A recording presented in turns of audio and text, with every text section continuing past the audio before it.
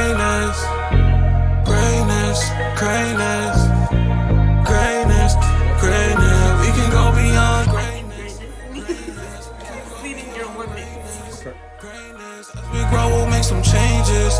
Changes. The life we want, we will create it. We'll make it. They hate your greatness, but they don't know you could go beyond. The youth our future, look, they don't know y'all the chosen ones. They like LeBron, get to the basket when you scoring one. Just use the force that's been inside you like you Obi-Wan Kenobi, and you'll be legends like Kobe. Just use your mind and stay focused and play your cards right, no joking. Thank your mom, your dad, your teachers, cause they lift you up.